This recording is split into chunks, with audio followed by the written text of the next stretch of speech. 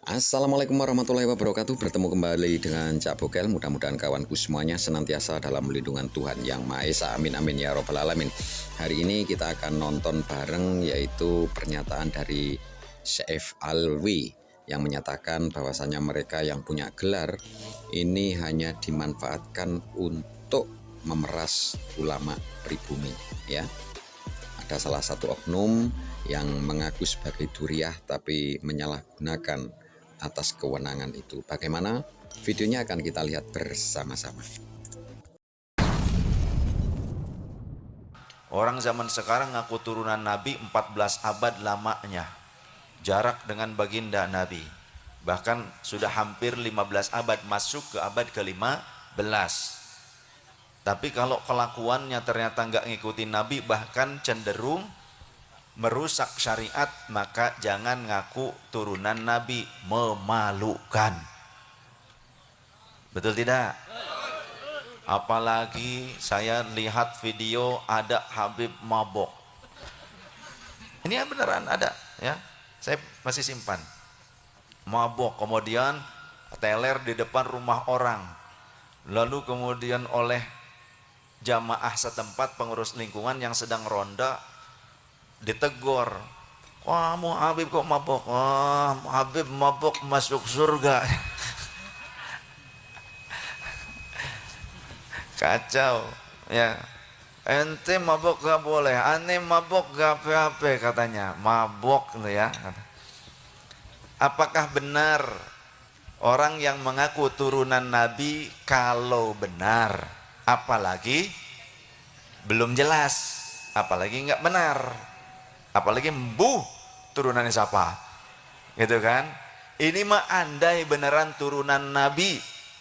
Contoh di sini ada Dzurriyyah Mbah Sunan Gunung Jati, ya, bukan saya. Di sini ada barangkali di sini, itu kan? Ada dzurriyyahnya Mbah Sunan Ampel barangkali. Ada dzurriyyahnya Mbah Sunan Giri. Nah, atau Maulana Maghribi, Syarif, Sayyid. Nah, kalaupun benar turunan Nabi, tapi kalau menyelisihi syariat itu nggak benar, salah, dan tidak boleh diikuti. Tidak boleh diikuti, tidak boleh. Mana dasarnya? Karena sekelas istri Nabi saja itu diancam oleh Gusti Allah. Kan sekarang banyak tuh orang ngaku turunan Nabi tapi melegalkan kezoliman. Ke kiai meres, datang ke kiai, aneh mau ngadain maulid nih, ente mau bantu berapa? Dikasih oleh kiai 300.000, diamplopin, pas dibuka 300.000 dilempar ke muka kiai.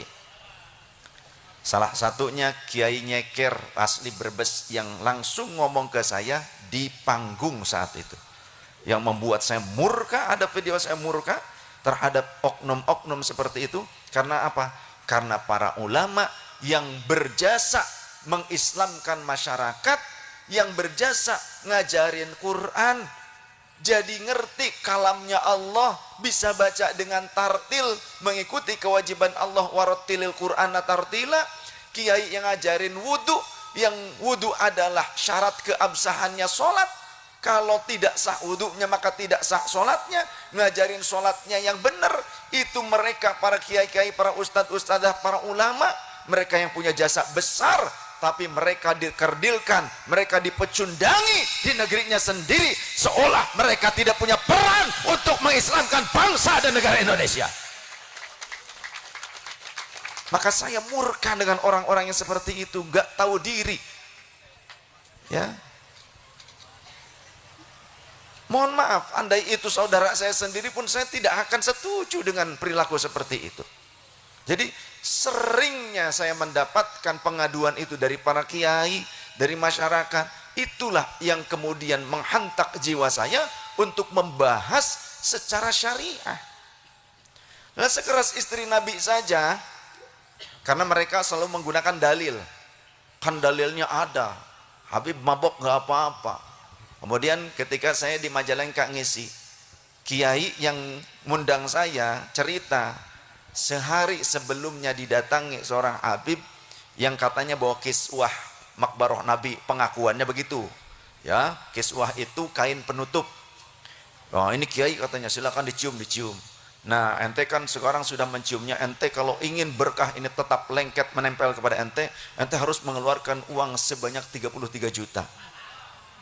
Ini bukan katanya, saya boleh bisa ya ketemu langsung dengan kiainya langsung, nanti saya ajak. Yang ngundang saya kebetulan. Jadi diminta 33 juta. Kemudian ada lagi yang di Brebes, ketika 300.000 dilemparin, lalu Bib harus berapa katanya. Ente kalau bukan karena datuk aneh, ente nggak bakalan jadi kiai katanya. Nah terus ente turunannya nggak jadi kiai gitu kan. Berapa dong Bib? Uang yang merahan ratusan ribu, sejumlah Asmaul Husna 99. Jadi mintanya 9.900.000. Ini nyata. Di Brebes tuh yang 99 itu di Brebes kejadiannya. Masya Allah. Lah kiai cuma hasil daripada ngajar ngaji, kadang juga mereka harus nyawah, harus berkebun. Ya. Banyak korban di sini di Brebes. Nah, ini ada korban juga, Pak Yai, Masya Allah. Jadi mulai sekarang kalau ada orang yang bertindak seperti itu, bagaimana sikap kita? Lawan. Setuju? Kalau ada yang mengintimidasi ulama, kiai, memeras kiai, apa yang harus kita lakukan? Setuju. Kedua nih, wis saya wis wani wae kagok wani wis. Jangan mau, jangan takut kualat. Memeras masyarakat, memeras umat itu halal apa haram menurut syariat? Uang hasil malak itu halal apa haram? Apalagi nyuri dari masyarakat, kambing orang diambil dengan alih-alih untuk maulid, halal apa haram? Haram. Haram. Nah gini, tindakan memeras dan mengintimidasi itu tindakan yang sesuai syariat atau bertentangan? Bertentangan. Dapat pahala apa dapat dosa? Dosa. Baik. Kita coba pelajari dari Al-Quranul Karim, kalamnya Allah Ta'ala. Kita ini orang Islam, nggih? Orang Islam kitab sucinya Al-Quran. Mereka melakukan tindakan itu, melegalisirnya, menghalalkan kezaliman itu pakai dalil. Dalilnya surah Al-Ahzab ayat 33. Innama yuridullahu liyudhhiba ankumur rijsa ahlal baiti wa yutahhirakum tathhira. Wallahu wa rasuluhu a'lam bi muradi wa makna. Innama yuridullahu, innama, tidak ada yang lain, sesungguhnya, hanya, gitu. Ya, kalau ilmu balaghah kan begitu. Seolah-olah tidak ada yang lain tujuannya. Innama yuridullahu, Allah berkehendak, liyudhhiba ankumur rijsa, untuk menghilangkan rijsun itu kotoran dari diri kalian. Ahlal baiti, wahai ahlul bait Nabi. Siapa yang dimaksud pada ayat ini? Yang dimaksud pada ayat ini di dalam kitab-kitab tafsir seperti Ruhul Ma'ani, ya, tafsir Al-Quranul Azim, ternyata Sayyiduna Ali, Sayyidah Fatimah radhiyallahu anha, Sayyidul Hasan wal Husain radhiyallahu anhuma. Di dalam asbabun nuzulnya ternyata berkenan dengan itu. Nah, nanti ada sangkut pautnya dengan istri-istri Nabi juga. Karena ayatnya berkesinambungan dari ayat-ayat sebelumnya. Kita lanjutkan dulu yang ini. Kalimat potongan ayat yang tadi. Jadi bukan satu ayat full, tapi itu potongan. Innama yuridullahu liyudhhiba ankumur rijsa ahlal baiti wa yutahhirakum tathhira. Liyudhhiba ankumur rijsa ahlal baiti wa yutahhirakum tathhira, dan Allah bertujuan untuk menyucikan kalian dengan sesuci-sucinya. Lantas kemudian ada orang yang menggunakan potongan ayat ini dengan tujuan untuk memvalidasi, membenarkan tindakan buruknya yang bertentangan dengan syariatul Islam. Padahal isinya, ini kan potongan. Ayat yang sempurnanya, nah harusnya qori yang bacanya. Ya setidaknya yang suaranya bagus. Waqarna fi buyutikunna wallahu wa rasuluhu a'lam bi muradi wa ma'na. Ini khitabnya kepada muannats. Waqarna fi buyutikunna. Khitabnya kepada muannats. Kepada siapa? Ternyata dari ayat sebelumnya diketahui ya nisa'an nabiyyi, tujuan ayat ini adalah peringatan kepada istri-istri Nabi. Istri Nabi yang hidup serumah dengan Nabi, yang ngelayani Nabi, ngeladeni Nabi, bisa dipeluk dan bisa memeluk, bahkan bisa melihat aurat Nabi. Lah kita sekarang bisa nggak seperti itu? Nggak bisa. Sekelas istri Nabi yang sangat disayang oleh baginda Nabi saja, oleh Allah diperintahkan waqarna fi buyutikunna, wahai istri-istri Nabi, berdiam dirilah kalian di rumah-rumah kalian. Untuk apa? Menjaga diri kalian.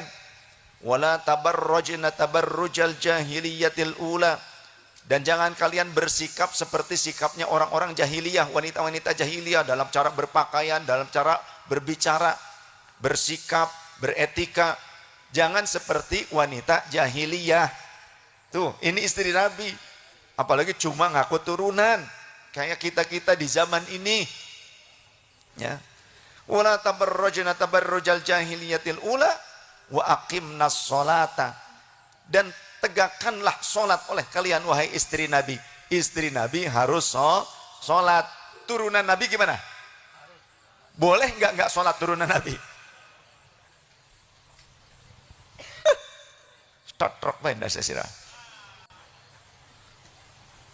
Ada ini kenyataan juga di Majalengka. Pas namu waktunya sholat, kemudian adzan, ayo ke masjid kita sholat, ente aja yang sholat, Habib mengerti sholat gak asup ke surga, gitu ngomongnya. Ini kejadian waktu saya ke Majalengka, ya, laporan dari kiai setempat.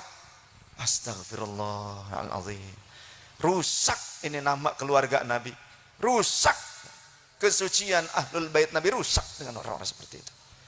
Ya, ahlul bait Nabi yang dimaksud Sayyidah Fatimah radhiyallahu anha, Sayyidina Ali karramallahu wajha, Sayyidina Hasan wal Husain radhiyallahu anhuma.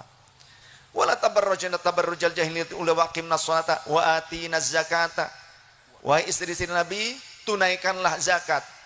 Artinya harus berbagi. Jangan ini mengaku turunan Nabi malah malakin. Ulama yang harusnya disayang oleh kita diperhatikan.